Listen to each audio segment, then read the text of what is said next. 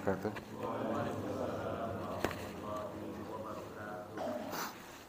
Innal hamdalillah nahmaduhu wa nasta'inuhu wa nastahdihi wa natubu ilaihi wa na'udzu bihi min shururi anfusina wa min sayyiati a'malina. Man yahdihillahu fala mudilla lahu wa man yudlilhu falan tajida lahu waliyyan mursyida. Wa nashhadu an la ilaha illallah wahdahu la syarika lahu wa ashhadu anna Muhammadan 'abduhu wa rasuluhu wa safiyyuhu wa habibuhu arsalahu Allahu bil huda wa dinil haqq liyudhhirahu 'ala ad-din kullih wa kafa billahi shahida. Fa ya ayyuhal muslimun usikum wa nafsi bi taqwallahi faqad fazal muttaqun. Qala Allah ta'ala ya ayyuhalladzina amanu taqullaha haqqa tuqatih wa la tamutunna illa wa antum muslimun. Wa qala ta'ala ya ayyuhan nas taqu rabbakum alladzi khalaqakum min nafsin wahidah wa khalaqa minha zawjaha wa batha minhuma rijalan katsiran wa nisaa'a wattaqullaha alladzi tasaaluna bihi wal arham innallaha kana 'alaykum raqiba. Wa qala jalla jalaluhu ya ayyuhalladzina amanu taqullaha wa qulu qawlan sadida يصلح لكم أعمالكم ويغفر لكم ذنوبكم ومن يطع الله ورسوله فقد فاز فوزا عظيما. أما بعد فإن خير الكلام كلام الله عز وجل وخير الهدي هدي محمد صلى الله عليه وسلم وشر الأمور محدثاتها وكل محدثة بدعة وكل بدعة ضلالة وكل ضلالة في النار. أعاذنا الله وإياكم من النار.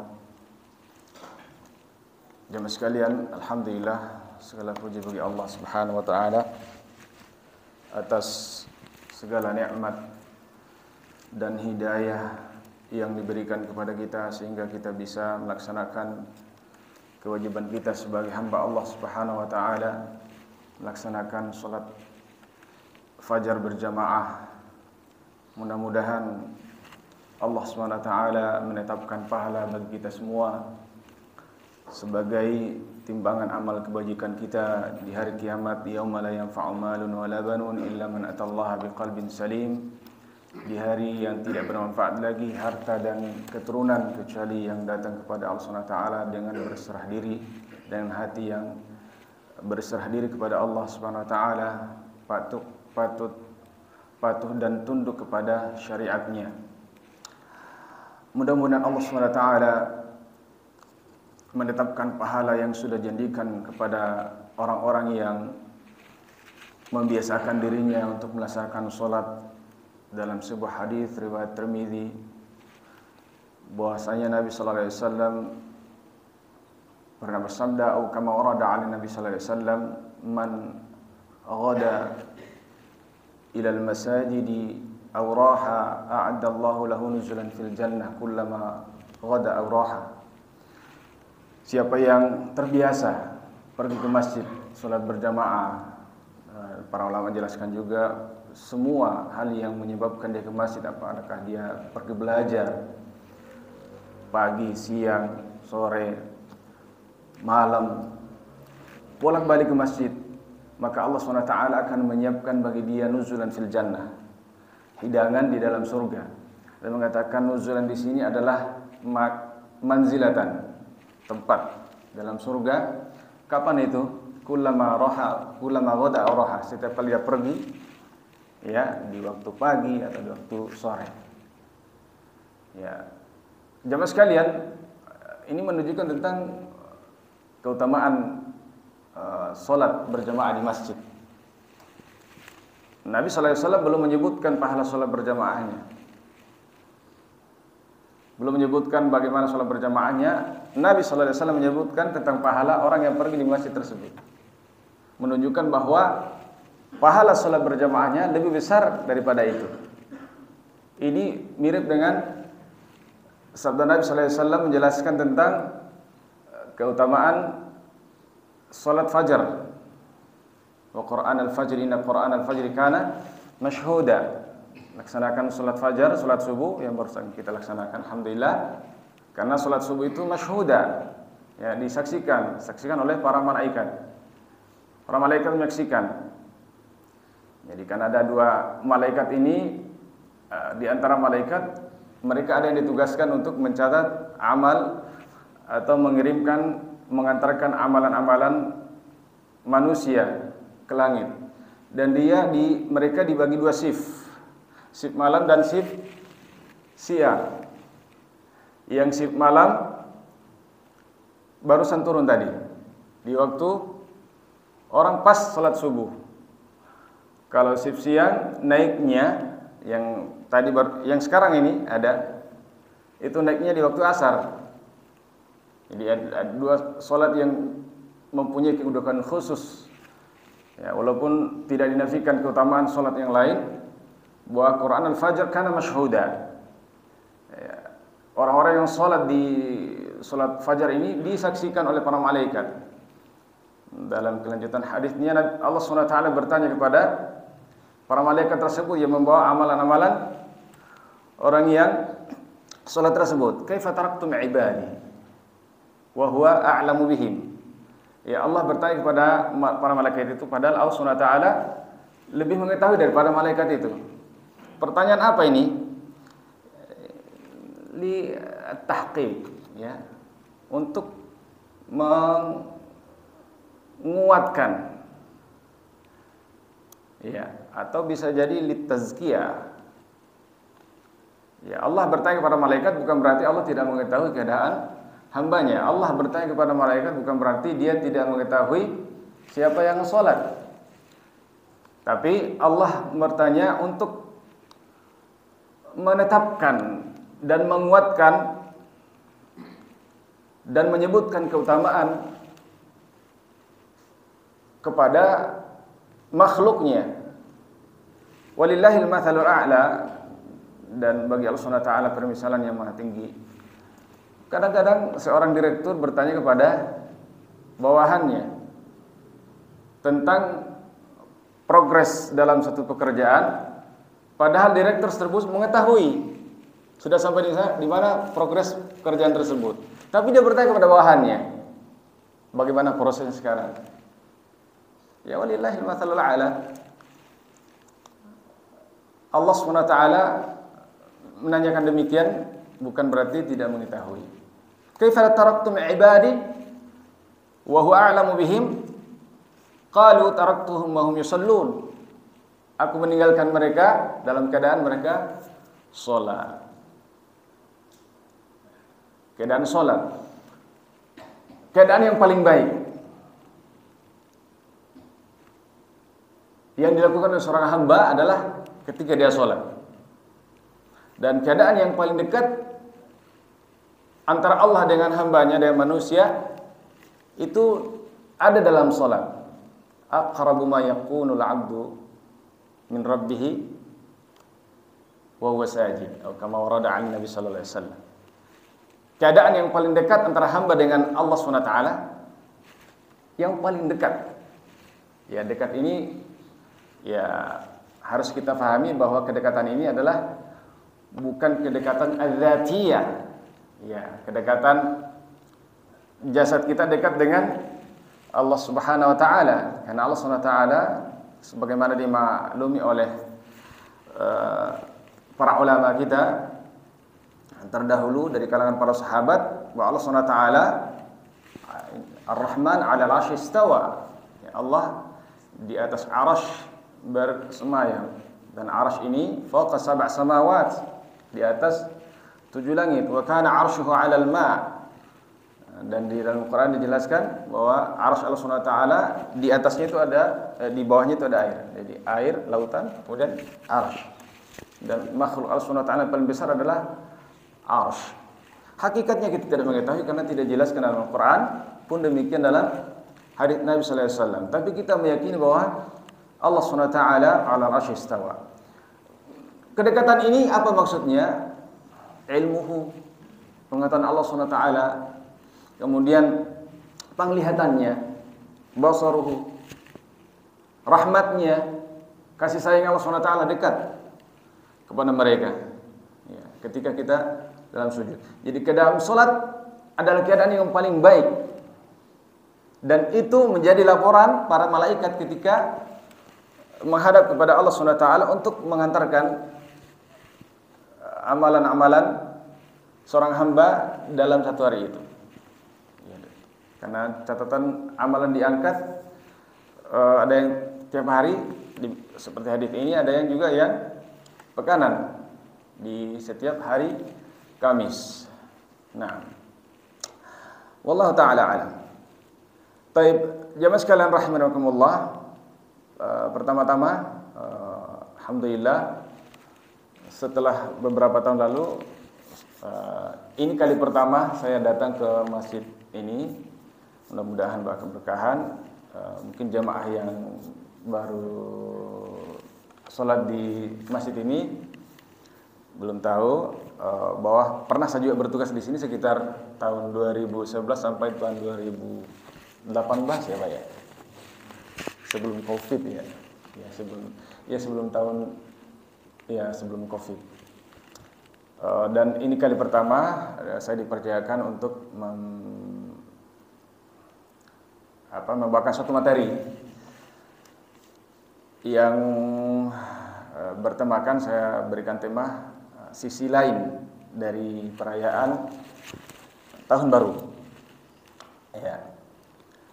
Taib. Sisi lain dari perayaan tahun baru. Tapi ini materi ini, tema ini belakangan kita jawab. Ya, nanti di akhir pembicaraan kita, atau katakanlah ini adalah diskusi saja ya. Di terakhir kita akan jawab.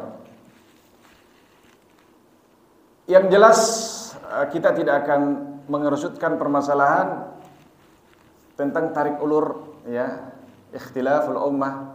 Karena di sana jelas ada di sana khilaf tentang kalau kita berbicara dengan hukum dalam masalah ini. Ya, kita akan melihat sisi lain saja.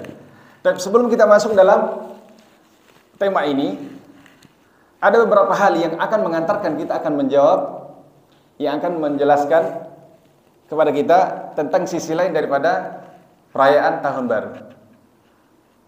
Ya, kalau kita mengatakan sisi lain berarti ada dua sisi atau lebih. Di mana sisi-sisi ini ya ada satu sisi yang perlu yang kita fokus kepadanya untuk membahasnya. Nah, waktu kita sampai syuruk insyaallah sekitar jam 5.20-an ya mungkin. Dan sebagiannya ada mungkin kesempatan untuk tanya jawab. Pertama, jamaah sekalian rahimakumullah.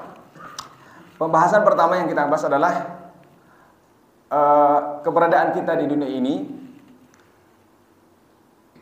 yang berkaitan dengan ajal. Ajal setiap makhluk. Itu adalah ketetapan dari Allah Subhanahu wa taala. Itu sudah maklum bersama. Ya, banyak sekali dalil yang menjelaskan tentang itu dalam Al-Qur'an. Sedikitnya ada 3 ayat yang mirip menjelaskan tentang ini. Likulli ummatin ajal dalam surah Al-An'am. Ya, likulli ummatin ajal idza jaa ajaluhum la yasta'khiruna sa'atan wa la yastaqdimun. Ya, setiap umat itu mempunyai ajal ketetapan. Ya. Surah Al-A'raf, surah Al-A'raf ayat 33 sampai 34, An-Nahl juga ayat 61 menjelaskan hal ini, ayat ini, dan surah Yunus ayat 49. Likulli ummatin ajal. Setiap umat mempunyai ajal. Idza jaa ajaluhum, ketika datang ajalnya, la yastakhiruna sa'atan wa la yastaqdimun. Mereka tidak bisa, tidak mampu yastakhirun untuk mengulurkan. Wa la yastaqdimun, dan tidak pula bisa dimajukan. Ya. Apa maknanya jamaah sekalian? Bahwa itu sudah sunatullah. Tentang ajal setiap makhluk sudah menjadi ketetapan Allah Subhanahu wa taala, dan ajal ini termasuk rahasia Allah Subhanahu wa taala, la yattali'u alaihi illallah. Karena termasuk perkara gaib, qul la ya'lamu ma fis samawati wal ardi al ghaiba illallah. Tidak ada yang mengetahui persoalan gaib kecuali Allah Subhanahu wa taala, kecuali hal-hal yang beberapa hal yang diberitahukan kepada hambanya, kepada para nabi tentang hal-hal yang gaib yang belum terjadi pada saat itu. Adapun ajal ini mutlak hanya Allah Subhanahu wa taala yang mengetahuinya. Dan inilah rahasia Allah Subhanahu wa taala merahasiakan ajal makhluk, terkhusus manusia. Banyak hikmah di dalamnya. Ya, kalaulah ajal diberitahukan, maka orang-orang bermaksiat akan semakin bermaksiat. Kapan dia bertobat? Detik-detik ajalnya akan tiba. Puas-puas. Ya. Ajalnya mungkin tahun 2023 tanggal 31 Januari. Sampai dia bermaksiat dari semenjak dia balik sampai mendekati ajalnya baru berhenti beberapa detik sebelum dia meninggal, kan dia tahu. Kemudian orang yang taat bisa jadi bermalas-malasan beribadah. Nanti giat setelah ya dia taat, dia malas, ngapain? Nanti pada saat ya dekat-dekat ajal baru digaskan, ya kata anak-anak sekarang ya, diperketat ibadahnya. Tapi ini rahasia Allah Subhanahu wa taala dengan suatu hikmah. Di antara hikmahnya adalah liyabluwakum ayyukum ahsanu amala. Untuk menguji kita siapa yang paling baik amalannya. Siapa yang paling baik amalannya? Karena ajal ini suatu ketetapan yang pasti datangnya, namun datangnya tidak diketahui. Maka ketika itu, maka orang-orang akan bersungguh-sungguh untuk, ya orang-orang beriman bersungguh-sungguh dan siap siaga untuk menjemput atau dijemput ajalnya. Tidak luput dari dua kata ini, dijemput atau kita menjemput. Yang pasti kita pasti akan bertemu. Kullu nafsin dha'iqatul maut. Setiap yang berjiwa pasti merasakan yang namanya maut. Dua kali ayat ini berulang dari surah Ali Imran dan surah Al-Anbiya juga. Lafaz yang sama. Kullu nafsin dha'iqatul maut. Setiap jiwa pasti merasakan yang namanya maut. Wa innama tuwaffawna ujurakum yaumal qiyamah. Hanya di hari kiamat disempurnakan pahala kalian. Jadi pahala di dunia ada diberikan, tapi penyempurnaannya di akhirat. Orang bersedekah bisa jadi pahala di dunia disegerakan sebagian. Termasuk apa? Rezekinya dilancarkan. Kemudian diberikan, dimasukkan ke dalam hati manusia rasa kasih sayang kepada dia. Dia rajin bersedekah. Itu sebagian busyra, kabar gembira yang didahulukan di dunia. Namun penyempurnanya di akhirat. Wa innama tuwaffawna ujurakum yaumal qiyamah faman zuhziha 'anil nar wa udkhilal jannah faqad faz. Siapa yang dijauhkan dari neraka, dimasukkan dalam surga, dia adalah orang yang beruntung. Dia adalah orang yang sukses. Wa mal hayatud dunya illa mata'ul ghurur. Dunia ini hanya semata mata'ul ghurur, perhiasan yang menipu. Itulah dalam kacamata seorang mukmin, dunia ini perhiasan yang menipu. Tidak ada la baqa fid dunya, tidak ada yang kekal. Manusia saat ini banyak berihtamuna bi adh-dhahir. Jadi mereka hanya memperhatikan yang zahir-zahir saja. Ya'lamuna zahiran minal hayatid dunya wa hum fil akhirati 'anil wa fil akhirati humul ghafilun. Mereka hanya fokus kepada memperhatikan masalah yang zahir di depan dunia. Rajin ke salon untuk merawat dirinya, tapi dia memperhatikan jiwanya. Rajin memperhatikan pakaiannya, tadi tidak memperhatikan ibadahnya. Sibuk dengan rumahnya, baik rumahnya, padahal rumahnya paling dia tinggali hanya 30 tahun. Selebihnya kepada ahli warisnya. Tidak menutup kemungkinan ahli warisnya juga berebutan, bersengketa setelahnya. Bahkan waliyadzubillah, ada yang di antara manusia yang tidak rampung-rampung pembangunan rumahnya. Ada seperti itu, Pak. Sudah jadi, suruh rombak lagi. Alasannya apa? Tidak sesuai dengan gambar. Jadi rombak lagi. Jadi rombak lagi. Jadi sepanjang tahun ada renovasi. Karena tidak puas. Mungkin sudah jadi ada model baru lagi. Diinginkan seperti itu. Itulah sifatnya dunia. Dunia kalau kita ikuti, dunia itu ibarat bayang-bayang. Bayangan kita. Bapak sekalian tahu, ya kita semua tahu bagaimana bayangan manusia. Nanti pagi nanti kita lihat bayangan, ya dari timur berarti bayangan ke barat. Kita berjalan ke barat, kita mau mengejar bayangan itu, sekuat apapun kita berlari semakin dia kuat. Kita mau menyentuh kepala kita di bayangan itu, semakin dia menjauh. Itulah dunia. Semakin kita kejar, semakin dia lari. Semakin kita gas, semakin dia kuat. Berjalan dengan kencang. Dapat satu lagi. Dapat satu lagi. Maka kata Nabi SAW, kalau seorang sudah mendapatkan harta selembah, dia mau lagi. Dan tidak ada yang buat dia berhenti kecuali tanah masuk ke mulutnya, masuk ke perutnya, masuk ke dalam liang lahat. Itulah hakikat dunia. Ya.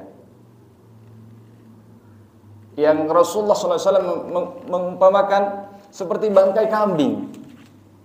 Nabi SAW diriwayatkan pernah melewati dengan para sahabat bangkai kambing. Kalian melihat itu apa? Ini bangkai kambing. Ya. Ya. Kemudian ditawarilah kepada para sahabat yang maknanya, kalian mau nggak itu? Ya. Tidak ada yang mau. Demikianlah itu perumpamaan dunia. Ya. Tidak ada yang mau. Para sahabat, para ulama ada yang memperumpamakan bahwa dunia ini anggaplah sebagai, mohon maaf, kamar mandi. Ya, kamar mandi. Semua kita butuh dunia. Kita butuh dunia karena kita akan ahlu dunia. Tidak ada yang tidak butuh kepada dunia. Tidak ada yang butuh kepada harta. Semua kita butuh. Pun demikian kita butuh kepada kamar mandi. Tapi ada nggak di antara kita yang mau berlama-lama di kamar mandi? Tidak ada. Kita butuh, tapi kita tidak mau untuk berlama-lama di situ. Itulah hakikat dunia. Kita butuh dunia. Enggak mungkin kita lepas dengan dunia ini. Harta, benda, segala macam kita butuh. Tapi kita tidak ingin kekal di dunia ini. Manusia, ya, sepanjang-panjang pun umurnya dia hidup di dunia ini, dia tidak ingin dipanjangkan umurnya sepanjang-panjangnya. Karena kenapa? Jasad yang masih bugar sekarang 20 tahun ke depan akan berubah. Punggung yang tegak sekarang 20 tahun, 30 ke depan akan membungkuk. Rambut yang masih menghitam sekarang 10 tahun, 20 tahun ke depan akan memutih. Jasad akan melemah. Bahkan ada yang viral itu, ya, beberapa tahun yang lalu ada di Jawa mana itu. Ada seorang kakek yang berumur ratusan tahun, sekitar 100 tahun lebih. Saya nggak ingat siapa nama kakek itu. Pernah ditanya oleh seorang wartawan apa jurnalis, tanya, sekarang kakek yang diinginkan dengan umur sekian 100 tahun lebih, kan nggak ingat berapa pasnya, apa yang kakek inginkan dengan umur yang demikian? Sekarang ditanya, jawabannya apa? Menakjubkan. Saya hanya ingin mati. Ditanya demikian, permintaannya adalah ingin segera ajalnya tiba. membuktikan sebagaimanapun kita meminta umur yang panjang, tapi tidak ada yang mau seterus-terusnya atau dipanjangkan sepanjang-panjangnya umurnya di dunia ini, karena semua akan berubah. Dari yang kuat akan menjadi lemah, dari yang cantik tampan akan keriput. Tidak ada yang kekal di dunia ini. Itulah hakikat ajal, ya. Ajal manusia semua, ya, berubah. Di dunia ini adalah darul fana, ya, negeri yang tidak ada yang kekekalan di dalamnya. Kekekalannya di surga nanti. Wa kullu man yadkhulul jannah ala surati Adam.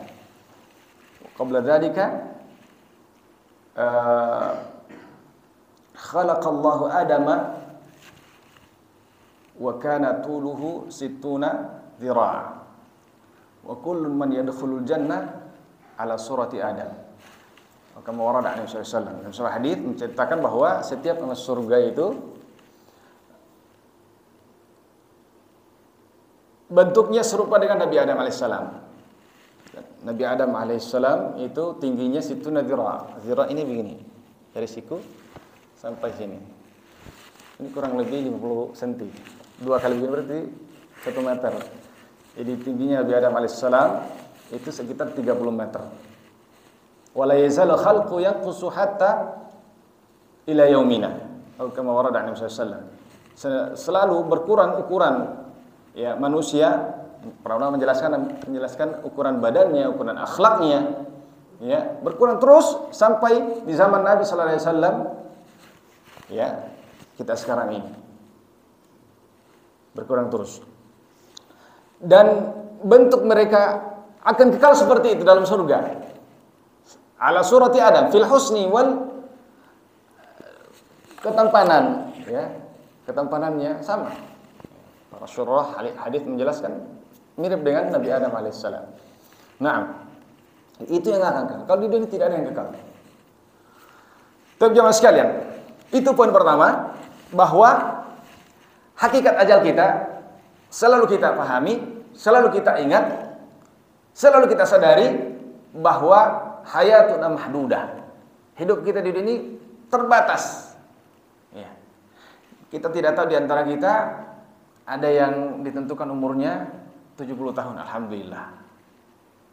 Mungkin di antara kita ada 80 tahun. Mungkin di antara kita ada 100 tahun. Tapi angka di atas 70 sedikit sekali. Kata Nabi sallallahu alaihi wasallam, "A'maru ummati baina 60 wa 70." Wa qalla man yajuzu 'an dzalika, atau kama warada 'an Nabi sallallahu alaihi wasallam. Umur umatku itu antara 60 tahun sampai 70 tahun. Itu umurnya Nabi Muhammad sallallahu alaihi wasallam. Umurnya umat Nabi Muhammad sallallahu alaihi wasallam 60 atau 70. Wa qalla man yajuzu 'an dzalika. Sedikit sekali yang melewati angka itu. Jadi yang kita sudah berumur 50 tahun sekarang, kalau memang kita diberikan jatah yang paling sedikit, wah 10 tahun lagi.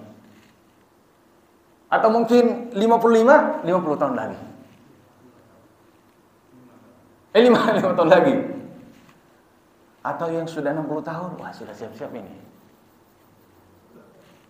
Apalagi yang 70 tahun. Waduh, sudah jatah terakhir nih, Pak. Kata Nabi sallallahu alaihi wasallam, wa qalla man yajuzu 'dzalika. Sedikit sekali yang melewati angka ini. Kalau umat terdahulu panjang umurnya.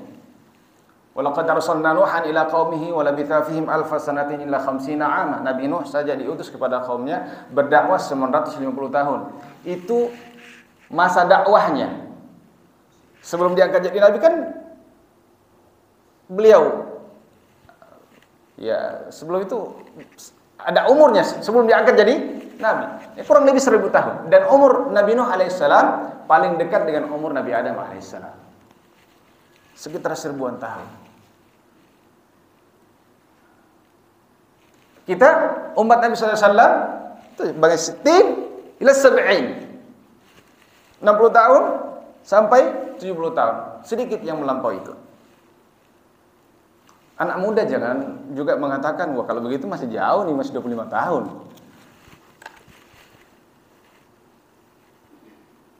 Itu adalah ajal yang sudah menjadi ketetapan pasti dari Allah Subhanahu wa taala.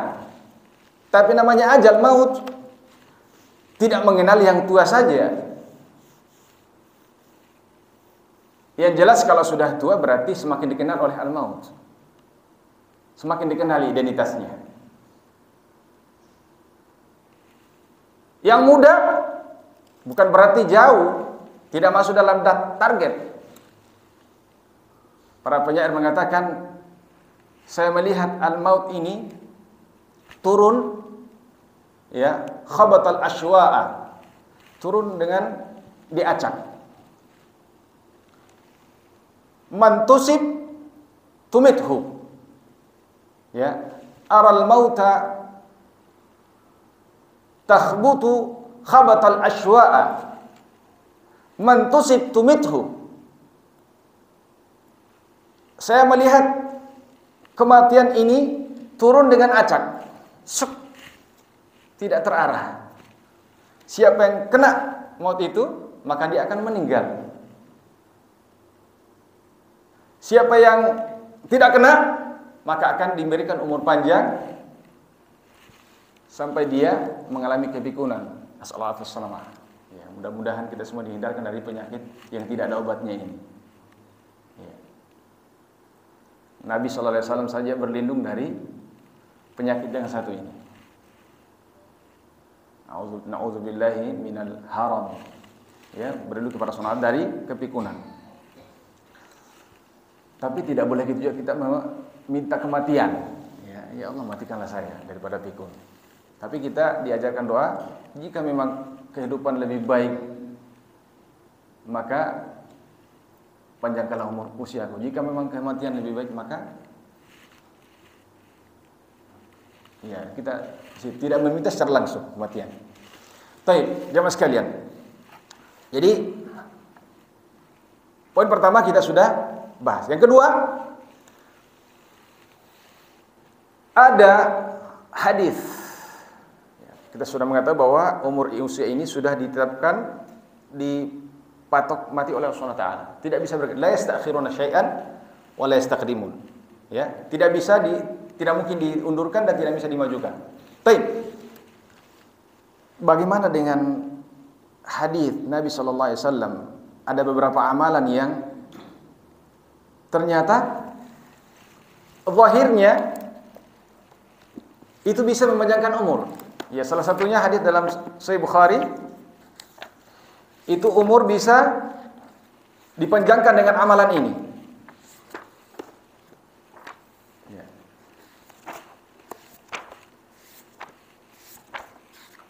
Sahih Bukhari, dalam Sahih Bukhari Nabi sallallahu alaihi wasallam bersabda,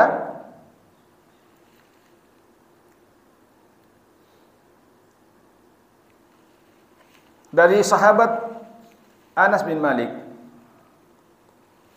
man sarrahu an yubsata lahu fi rizqi aw yunsa'u lahu fi athari falyasil rahimahu. Sahih Bukhari nomor 2067. Siapa yang mau agar diluaskan rezekinya atau yunsa'u lahu fi athari, diberkahi atharnya, ya amalan-amalannya, atau bermakna dipanjangkan umurnya, usianya, falyasil rahimahu, maka hendaklah dia menyambung kekerabatannya. Zahir hadis ini dan hadis yang semisal seakan-akan memberitahu kepada kita bahwa ajal itu bisa kita panjangkan dengan silaturahim, ya, dengan birrul walidain. Dalam riwayat yang lain juga Nabi sallallahu alaihi wasallam bersabda, silaturrahim muhibbatun fil ahli. Ya. Mithratun fil mal, mansa'atun fil ajal. Menyambung silaturahim itu menambah kecintaan di antara sama keluarga. Kemudian menambah harta. Kemudian memanjangkan usia. Banyak di riwayat yang semisal.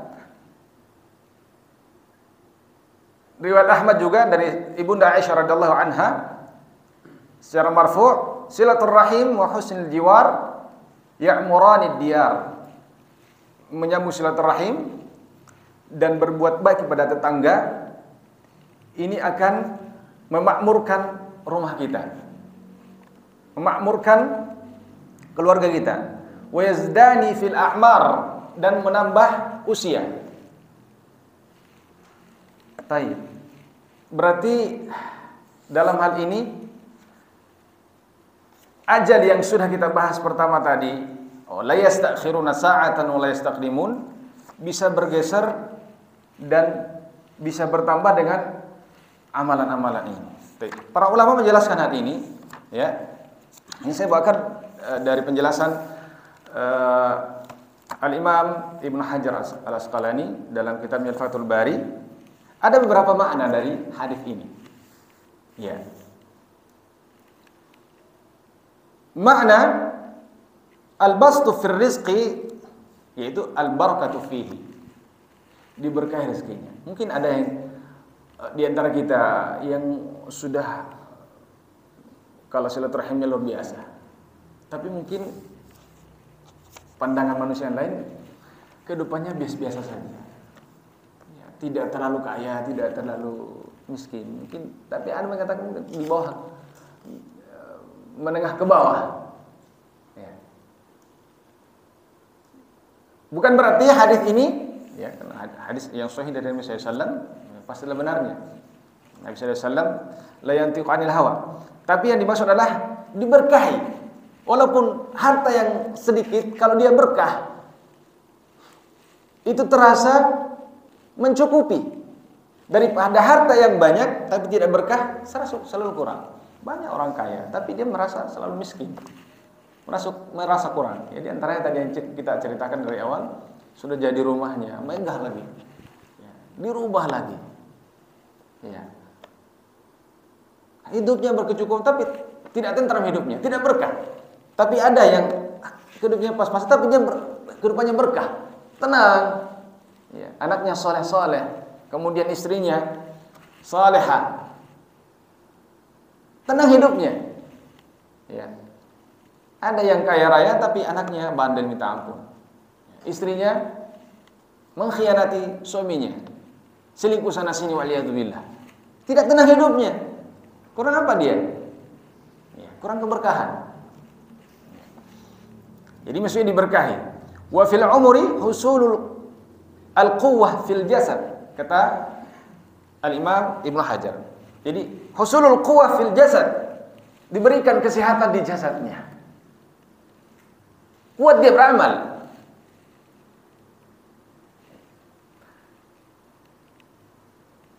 Dia jarang sakit dia. Sehingga amalannya, usianya itu seakan-akan berlipat ganda, ya, karena dia banyak kesempatan untuk berbuat amal. Lianna silata aqaribihi sadaqah, was sadaqatu tardi al-mal wa tazidu fihi, fayanmu biha wa yazku. Karena silaturahim itu sedekah, termasuk sedekah, dan sedekah itu menambah harta, menyuburkan harta, dan mensucikannya. Lianna rizqal insan yuktabu wa huwa fi batni ummihi, kata beliau, karena rezeki manusia itu, ajalnya segala macam itu sudah dicatat di perut ibu kita masing-masing sebelum kita dilahirkan di dunia ini. Yang sudah dicatat, sudah berapa kadarnya rezeki kita, sudah dicatat kadarnya berapa. Kalau sudah habis, sudah selesai, nggak perlu kita diperpanjang di dunia ini. Jadi bahwa sekalian kita semua yang masih hidup berarti rezekinya masih ada. Yang sudah meninggal mendahului kita berarti sudah habis rezekinya. Hanya saja kita tidak ketahui berapa jumlahnya, berapa triliun, berapa, kita nggak tahu. Hanya Allah SWT yang mengetahuinya. Nah, awil makna yang lain, yang kedua, annahu yuktabu muqayyidan bi syartin ka'an yuqal in wasala rahimahu falahu kadza wa illa fakadza. Makna yang pertama tadi diberkahi, ya, dikuatkan jasadnya, itu makna pertama. Makna yang kedua adalah bahwa annahu yuktabu muqayyadan, ajalnya, usianya, rezekinya itu dicatat tapi dengan syarat. Syaratnya apa? Kalau kamu menyambung silaturahim, kalau kamu berbuat baik kepada tetangga, akan dipanjangkan usianya. Dan ini menafikan apa yang pertama. Yang pertama kan enggak, la yastakhiruna sa'atan wa la yastaqdimun. Dan secara zahirnya penjelasan ini ya agak jauh dari makna ayat. Banyak yang menafsirkan tentang hadis ini. Ada yang mengatakan juga, ya, Imam Tirmidzi mengatakan, yang dikutip oleh Imam pensyarah Sahih Bukhari, Ibnu Hajar Al-Asqalani, al-murad bidzalika qillatul buqa'i fil barzakh. Dia tidak lama di alam barzakh katanya. Dan ini kata beliau, ini jauh sekali penafsirannya. Ya. Apapun demikian jemaah sekalian, ya. Apapun demikian, kalau yang lebih dekat dengan makna ayat yang beliau jelaskan pertama tadi, bahwa karena ajal sudah ditentukan kapan datangnya, rezeki pun ditentukan berapa banyaknya, maka yang lebih dekat dan lebih menenangkan jiwa menurut kalau saya pribadi adalah keberkahan, ya. Diberikan kesehatan, dia menyambung silaturahim, dia sehat, ya, tidak gampang sakit, maka dia pun diberikan kesempatan banyak untuk beramal. Bahkan orang yang bersedekah itu, kata para ulama, adalah umur kedua, usia kedua, umur kedua. Karena kalau orang bersedekah itu umurnya di dunia dengan kebaikan, kemudian umur di akhirat dengan pahala yang mengalir. Fa'ahyi, apa kata penyair itu, fa'ahyi, hidupkanlah usiamu bil ihsani, dengan kebaikan. Tajma' fid dunya umrani, maka kamu akan terkumpul pada kamu dua umur, ya. Orang yang bergemar bersedekah, dan silaturahim termasuk sedekah. Taib. Tibalah kita pada maksud daripada tema kita. Sisi lain daripada perayaan hari raya, tahun baru. Pertama, lazimnya, umumnya orang kalau datang tahun baru, ya kita melihat secara umum saja, ya. Tahun baru yang baru kita malam tadi, alhamdulillah kalau saya nggak tahu bagaimana perayaannya, sengaja saya nyenyak tidur supaya tidak mendengar banyak petasan. Agak malam tidurnya biar terlambat tidur, tidak mendengar riwahnya bagaimana suasana pada saat itu. Tapi lazimnya, umumnya orang kalau datang tahun baru, ya, bergembira, euforia, bergembira, senang sekali. Ya, dan itu wajar bagi manusia. Mungkin di antara mereka ada di tahun yang lalu, mungkin ada beberapa target yang sudah tercapai, ya, berhasil dia tuntaskan di tahun yang lalu, akan memasuki tahun yang baru, ada program-program lagi yang lebih dahsyat lagi. Atau mungkin di tahun ini dia dijanjikan oleh seorang, mungkin yang masih muda belum menikah, mungkin dijanjikan oleh calon mertua, kamu akan dinikahkan di tahun ini, dan segala macam, ya. Ya, banyaklah. Itu wajar saja. Itu umumnya yang dinampakkan oleh manusia. Tapi ini satu sisi, ya. Kita melihat sisi lain.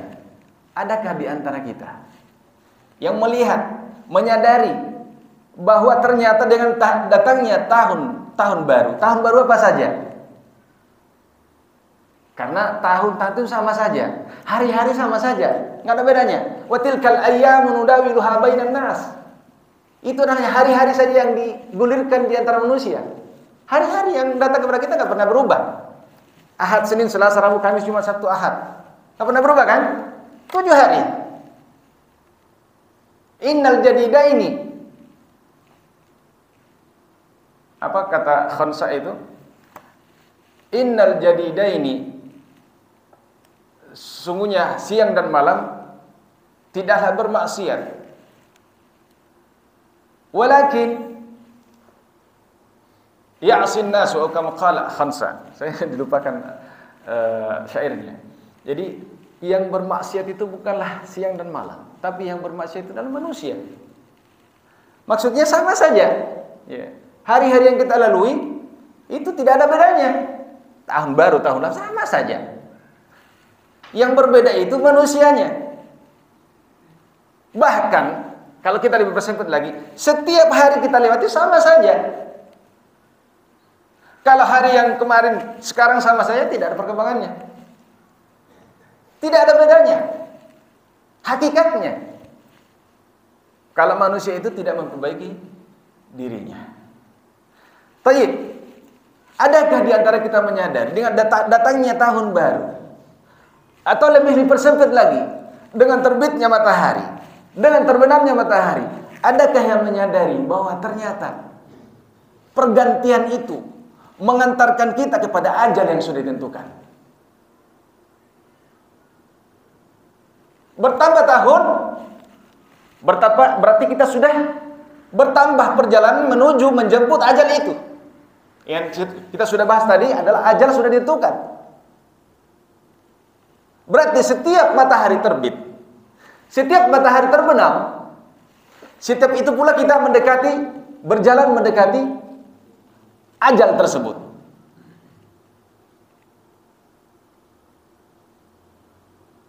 Dan tidak ada kata mundur, tidak ada kata berhenti. Bumi berputar tidak pernah berhenti. Apa maknanya? Orang-orang yang lain mungkin di tahun baru bergembira, bersuka cita, sampai waliyadzubillah mereka larut dalam yang diharamkan oleh Allah Ta'ala saking gembiranya, menerjang yang diharamkan oleh Allah Ta'ala. Kita nggak usah membahas tentang tarik ulur khilaf perayaannya ya. Kita hanya melihat sisi ini saja. Orang-orang yang melihat hal ini akan berbalik. Justru dia tidak akan berbahagia, berlebihan. Justru dia akan semakin berhati-hati. Muhasabah.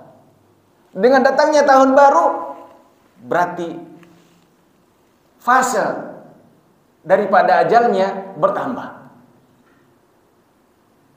Dan itu jarak antara dia dengan ajalnya semakin dekat. Muhasabah diri. Berapa baik ibadah kita selama ini? Berapa yang kita sudah persembahkan, berikan kepada orang tua, birrul walidain? Berapa kualitas salat kita? Al-ihsan ilal jar, perbuatan baik kita kepada tetangga selama ini. Berapa tabungan kita yang sudah kita lakukan, amal-amal kebaikan kita yang sudah lakukan selama ini? Bagi orang yang melihat sisi yang lain ini, setiap hari mestinya kita selalu bermuhasabah. Bahkan para ulama terdahulu sebelum dia tidur ingat-ingat semua satu hari itu. Apa yang dia lakukan satu hari itu? Apa yang telah dia lakukan? Di antara mereka ada yang menyesali karena luput suatu kebaikan. Setiap malamnya, apalagi setiap tahunnya, 12 bulan, berarti 12 bulan luar biasa di perjalanan. Jikalau memang yang ditentukan bagi dia, ya, sebelumnya adalah 1 tahun, 1 bulan berarti 1 bulan lagi. Di akhir bulan Januari misalnya. Inilah yang kita maksud sisi lain daripada perayaan hari raya. Dengan hari tahun baru. Dengan adanya pergantian siang dan malam. Pergantian bulan, pergantian tahun. Manusia yang berakal bukan larut dalam kebahagiaan. Kalau kita kembangkan lagi, seseorang tidaklah larut dalam euforia, kegembiraan yang berlebihan ketika dipanjangkan umurnya. Sampai dirayakan segala macam. Tapi itulah tanda. Satu kisah untuk menutup kajian kita. Nabi Zakaria. Ini kisah Israiliyat. Ya, disebutkan dalam Mausu'ah Al-Adab. Ensiklopedi Adab oleh Yasir Al-Hamadani, membawakan riwayat dari Nabi Zakaria. Nabi Zakaria itu pernah didatangi malakul maut. Tapi Nabi Zakaria mengatakan, kamu jangan datang sebelum mengutus utusan kepada saya. Kata beliau, utus dulu utusan, katanya. Taib, disetujui oleh malakul maut. Kemudian tibalah saatnya dia meninggal, betul-betul datang malakul maut kepada dia. Nabi Zakaria mengatakan, malakul maut, bukankah saya sudah mengatakan tadi, sebelumnya, bahwa kamu jangan datang sebelum mengutus utusan kepadaku. Kata malakul maut mengatakan, saya sudah mengutus utusan. Apa kata Nabi Zakaria? Utusannya apa? Rambut yang sudah memutih. Dari hitam, mohon maaf, yang beruban, itu adalah utusan malakul maut. Pak ya, mohon maaf ya. Bukan menakut-nakuti Pak. Ya, kajian kita ini bukan bermaksud menakut-nakuti Pak. Justru kita lebih memperketat lagi, bersemangat. Rambut yang sudah memutih. Punggung yang sudah menghadap ke depan. Saya lupakan lagi satunya. Ya, ada 3 utusannya. Ya, ini disebutkan malakul maut. Itulah utusan maut. Kalau tidak salah yang disebutkan, badan yang semakin melemah. Punggung yang jadi bungkuk, rambut yang jadi uban, kemudian punggung yang menjadi bungkuk, badan yang tadinya kuat menjadi melemah. Itulah utusanku, kata malakul maut. Pada saat itu Nabi Zakaria mengakui, kalau begitu silakan. Wallahu ta'ala alam. Mudah-mudahan kajian kita ini menambahkan semangat buat kita untuk senantiasa memanfaatkan usia kita di dunia ini dan meyakini seyakin-yakinnya bahwa ajal yang sudah ditentukan itu, kita selalu merasakan ajal dekat. Ajal kita dekat. Kalau kita tanamkan dalam jiwa bahwa ajal kita dekat, masing-masing dari kita menanamkan ajal kita dekat, kita akan hati-hati. Jangan-jangan ajal kita ini kalau pergi kerja di situ ajal, maka dia berhati-hati, mengatur niatnya ketika akan pergi belajar, bekerja, dia niatkan untuk menafkahi keluarga. Karena menafkahi keluarga adalah kewajiban.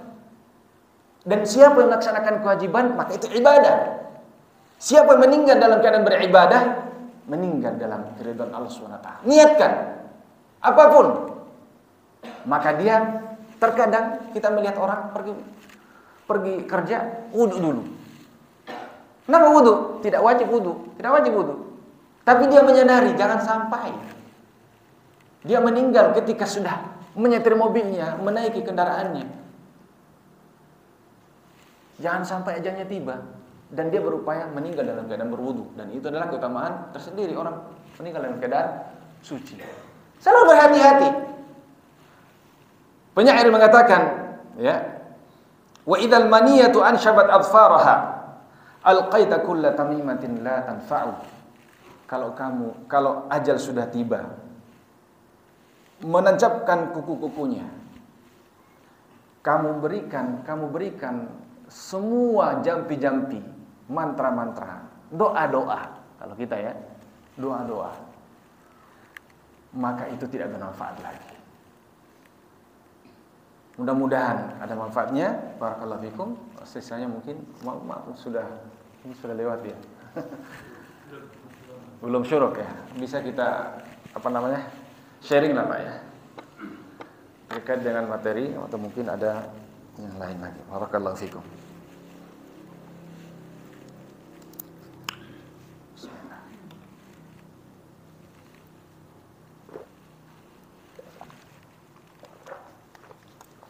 Ya, pertanyaan tentang ajal tidak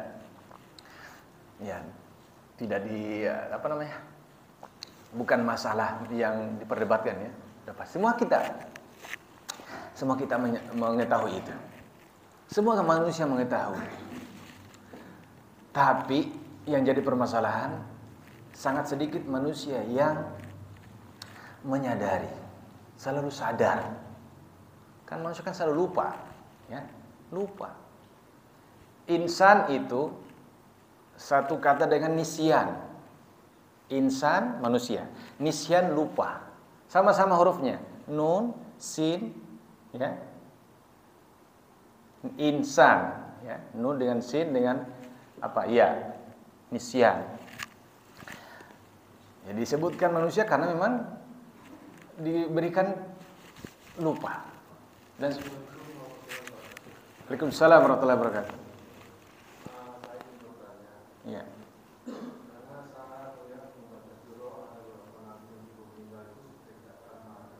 Iya.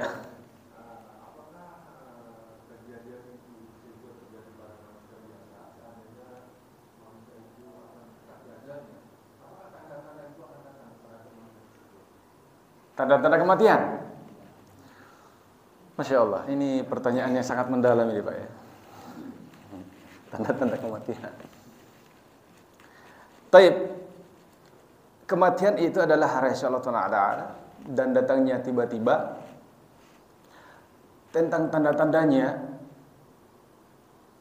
apakah diberikan oleh Allah Subhanahu wa Ta'ala atau tidak? Wallahu alam. Apakah setiap orang diberikan tanda-tanda? Tapi kalau kita melihat riwayat yang kita sebutkan tadi, ya, bahwa usia yang sudah bertambah itu tanda-tanda maut itu Pak. Rambut yang sudah menjadi memutih, tanda-tanda kematian. Jasad kita yang tadinya bugar kuat, ya, sampai ratusan kilo kita bisa angkat, 200 kilo. Sekarang mungkin sudah tua, 20 kilo mungkin payah. Itu tanda-tanda. Adakah tanda-tanda yang lebih spesifik dari itu? Wallahu a'lam. Bisa jadi Pak. Ya, bisa jadi setiap orang diilhamkan bidunui ajalihi, tentang dekatnya ajalnya. Makanya ada orang yang langsung memanggil kerabatnya untuk diberikan wasiat. Tidak lama itu dia meninggal. Dan macam-macam.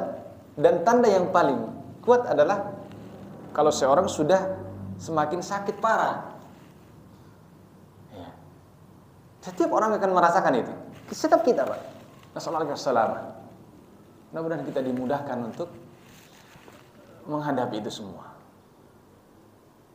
Ada yang dimudahkan, ada yang diberatkan. Tergantung amalannya. Wallahu a'lam. Bisa jadi setiap manusia setiap kita itu diberikan warning. Tapi tentang tepatnya kapan itu rahasia Allah SWT. Tapi bidunumi ajalihi, dekatnya ajal itu ada tanda-tandanya banyak. Kalau kapan, hari, jam, menitnya, di mana, kita tidak tahu. Ya. Fala ta'lam nafsun bi ayyi ardin tamut. Ya, jiwa seorang manusia tidak mengetahui di bumi mana dia akan meninggal dunia. Dalam sebuah hadis, jika Allah mencatat bagi dia di bumi dia meninggal, maka Allah akan mengiring dia dengan hajat, ada keperluannya di sana supaya dia ke sana. Kalau jamaah sekalian ditentukan ajalnya dekat Baitullah, berikan rezeki. Walaupun mungkin pas-pasan, ada saja jalannya. Bisa umrah, bisa haji, meninggal di sana. Dan itu ketetapan Allah SWT. Ya. Wallahu ta'ala. Waalaikumsalam warahmatullahi wabarakatuh.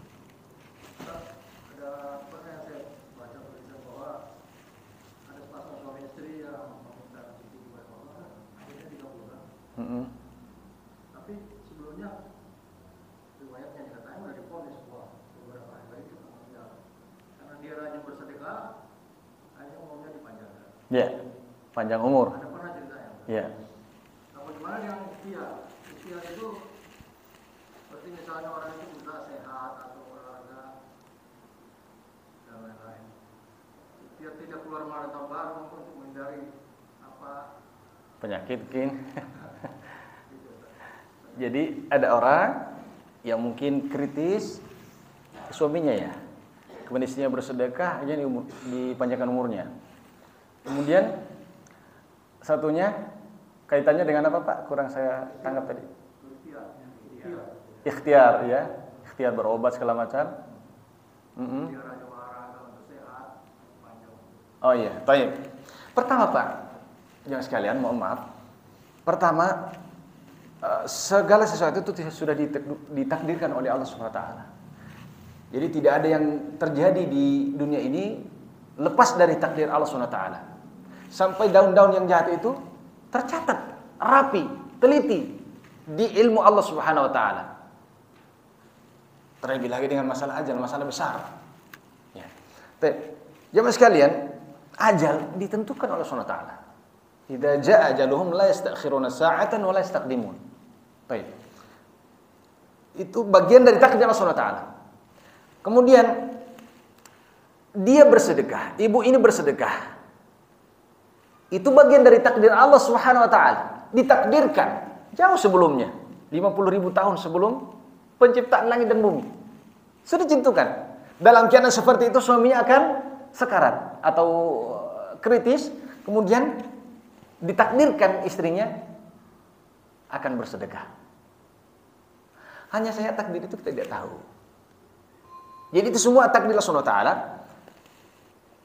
Yang nampak zahirnya mungkin ya orang akan melihat gara-gara dia bersedekah umurnya panjang, kan begitu, seperti itu kan? Karena dia bersedekah panjang umurnya. Ya, panjang usianya. Ini harus kita luruskan, ya. Harus luruskan dengan melihat tentang takdir. Kita bawa lagi satu kejadian yang mirip, Pak. Ada pernah di zaman Umar bin Khattab radhiyallahu anhu. Seorang pencuri sudah sampai nisabnya dia mencuri, rubu' dinar. Kalau pencuri itu 1/4 dinar. Kalau sudah sampai nisabnya, jumlahnya dan syarat-syaratnya sehingga berhak dia dihukum potong tangan, maka dia harus dipotong tangannya. Dihadapkan kepada Umar pencuri ini, akan dipotong tangannya. Sebelum dipotong dia interupsi dulu. Ya Umar, mengapakah potong tangan saya? Bukankah saya mencuri takdir Allah SWT? Ya kan Pak? Ya Umar, saya mencuri takdir Allah SWT. Dan takdir Allah SWT kita tidak bisa mengelak. Hanya saya tidak ketahui mana takdir itu. Kapan kita ketahui? Tidak, kita sudah menjumpai takdir itu. Mengapa saya dihukum? Bagaimanapun saya menghindar, kata bahasa lainnya, bagaimanapun saya solehnya, kalau saya ditakdirkan untuk mencuri, ya mencuri. Gitu kan begitu kata kasarnya. Kan sudah takdir. Ya, kidahnya Jabariyah begini, ya. Pasrah. Ya. Kata Umar apa? Kata Umar radhiyallahu anhu apa? Radhiyallahu taala anhu. Iya, takdir kamu mencuri. Tapi saya potong tanganmu ini takdir juga. Sama-sama Pak. Jadi dipotong tangannya takdir juga. Mirip dengan ini tadi Pak kejadiannya, hanya saja narasinya berbeda. Ya. Suaminya ditakdirkan kritis, ya. Kemudian ditakdirkan pula istrinya bersedekah. Dengan bersedekahnya ditakdirkan, memang sudah ditakdirkan orang ini panjang usianya. Hikmah di dalamnya. Hikmah di dalamnya. Di antara hikmah itu gemar kita bersedekah. Kalau kita merujuk pada pendapat yang pertama tadi diungkapkan oleh Ibnu Hajar. Tapi ya pendapat kedua bisa masuk di situ, Pak. Idza fa'alta kadza wa kadza, kalau kamu lakukan ini, falaka kadza wa kadza, maka kamu akan mendapatkan ini dan ini. Namun sekali lagi ya kalau kita hubungkan dengan ayat la yastakhiruna sa'atan wa la yastaqdimun, agak bergeser lebih jauh. Ya, pemahamannya. Karena ajal sudah ditentukan oleh Allah Subhanahu wa taala. Wallahu a'lam. Wallahu a'lam. Karena persoalan ajal ini adalah amrun ghaibi, ya, gaib. Hanya Allah mengetahui. Ya. Boleh kita melakukan hal yang dengan penafsiran yang kedua oleh Ibnu Hajar itu, gemar bersedekah. Ya. Insya Allah dapat dua-duanya, dapat berkahnya, dan kalau memang penafsiran yang kedua benar dari Ibnu Hajar itu, ini penyakit. Tapi satu lagi, Pak, yang jadi masalah. Terus bersedekah, tapi akhirnya meninggal juga. Itu kelemahan pendapat kedua, Pak. Nah, ada orang yang kalau begitu saya gemar bersedekah setiap hari bersedekah terus biar panjang umurnya. Tapi di saat dia bersedekah terus, ajalnya datang juga. Itu kelemahan pendapat kedua, Pak, yang menguatkan pendapat yang pertama. Wallahu ta'ala a'lam. Ikhtiar, kita harus berikhtiar. Dalam satu saat juga Nabi sallallahu alaihi wasallam menceritakan tentang takdir kepada para sahabat. Para sahabat, ada salah seorang sahabat mengatakan, kalau begitu ya Rasulullah, kalau sudah ditentukan takdirnya, ngapain kita berbuat? Udah, kita nunggu aja. Kan sudah jelas. Fariqun fil jannati wa fariqun fis sa'ir. Di antara kita, mudah-mudahan kita semua ditakdirkan masuk surga, Pak. Amin ya rabbal alamin. Dan ini kita disaksikan oleh para malaikat, dinaungi oleh para malaikat penuntut ilmu. Diaminkan oleh mereka. Apapun doa yang kita panjatkan diaminkan oleh para malaikat. Keutamaan menuntut ilmu. Mudah-mudahan kita semua ditakdirkan oleh Allah Taala penduduk surga. Sudah ditentukan mana ya data-data orang yang masuk neraka, data-data yang masuk surga. Sudah itu catat oleh Allah. Hanya saya kita tidak tahu. Dalam hal ini sahabat ada yang bertanya, kalau begitu udah pasrah aja kita ya Rasulullah, kan sudah tahu ini surga, ini yang masuk surga, ini yang neraka ini. Apa kata Rasulullah? Jawabannya Rasulullah sallallahu alaihi wasallam, "I'malu fa kullun muyassarun lima khuliqa lahu." Beramal, berbuat terus. Kata Rasulullah mengatakan, ya udah kalau begitu pasrah aja, enggak apa-apa, pasrah aja. Tapi Rasulullah mengatakan, "I'malu fa kullun muyassarun lima khuliqa lahu." Berbuat, beramal, bersedekah, silaturahim, salat, zakat. Karena setiap orang itu dimudahkan untuk menuju maksud penciptaannya. Maksudnya apa? Kalau orang ditentukan penghuni surga, itu dimudahkan dia berbuat baik. Mudah dia berbuat.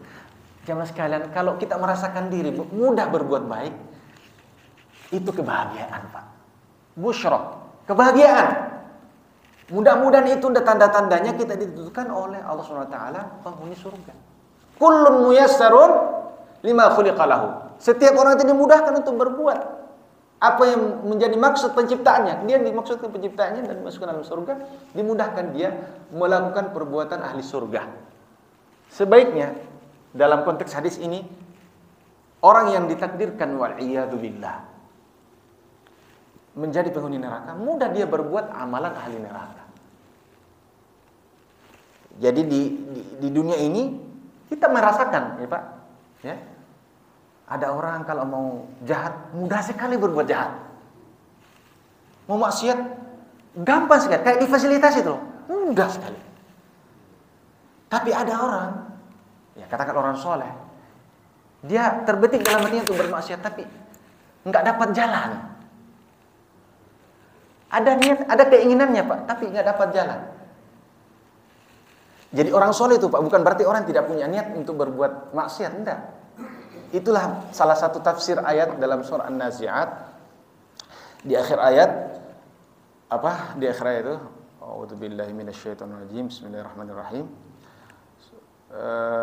Fa amma man khafa maqama rabbih wa nahan nafsa 'anil hawa fa innal jannata hiyal ma'wa. Salah satu tafsirannya itu wa amma man khafa maqama rabbih. Adapun orang yang takut kedudukan Rabbnya, wa nahan nafsa 'anil hawa, ini dia. Menahan jiwanya dari hawa nafsu, dari berbuat dosa. Fa innal jannata hiyal ma'wa, maka tempatnya adalah surga. Wa nahan nafsa 'anil hawa, ditafsirkan para ulama bahwa mereka orang-orang ahli surga itu bukan berarti tidak pernah berkeinginan untuk berbuat dosa. Hanya saja bedanya dengan orang-orang yang larut dalam maksiat, mereka menahan nafsa, menahan jiwanya. Di antara orang beriman ada yang mungkin di antara mereka mau mencuri, tapi dia tahan, jangan mau korupsi, jangan mau maksiat, mau berzina, jangan. Wa nahan nafsa 'anil hawa. Dia menahan karena iman yang menahan dia. Jadi itu karakteristik penghuni surga. Bukan penghuni surga itu enggak pernah mikir maksiat. Jangan dipikir itu, Pak. Wa nahan nafsa 'anil hawa. Karena imannya itulah yang menahan dia untuk tidak berbuat maksiat. Bisa kita pelajari jiwa masing-masing. Pernahkah kita terbetik dalam hatinya untuk berbuat maksiat, tapi tertahan dengan iman? Itulah yang dimaksud dengan ayat itu. Dan tidak berdosa Pak kalau baru berniat berbuat dosa. Kapan berdosa? Kalau sudah dilakukan, baik perbuatan, perkataan, atau perbuatan. Tapi kalau berbuat baik, berniat saja sudah dikasih pahala. Habis ini mau bersedekah, berniat dalam hati, belum dilakukan, sudah dapat pahala niat. Sebaliknya, habis ini ada yang berniat mungkin niat yang tidak baik, belum dicatat. Kapan dicatat? Ketika sudah dilakukan. Itulah kemurahan dari Allah Subhanahu wa taala. Wallahu taala. Clear Pak ya? Insyaallah.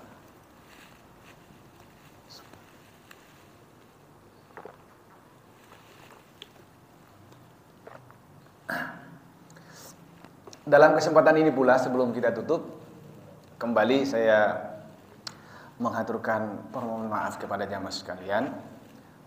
Jika selama saya bertugas dulu di sini melakukan hal-hal yang tidak berkenan dalam hati, mohon dimaafkan.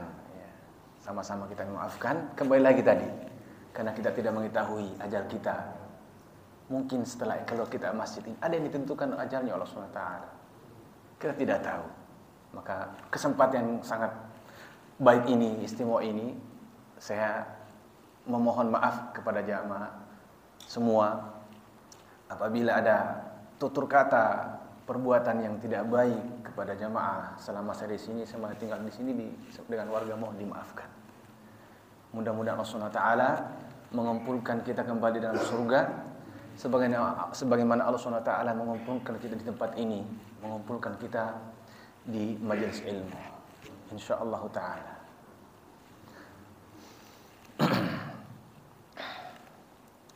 Cukup? Kita tutup? Ya, kalau gitu kita tutup. Yang membaca kafaratul majelis, kalau ada benarnya itu datangnya dari Allah Subhanahu wa taala. Itu kalau ada salahnya mohon dimaafkan, dan itu datangnya dari syaitan, dari pribadi saya. Dan saya memohon ampun kepada Allah Subhanahu wa taala. Subhanakallahumma wa bihamdik, asyhadu an la ilaha illa anta, astaghfiruka wa atubu ilaik. Assalamualaikum warahmatullahi wabarakatuh.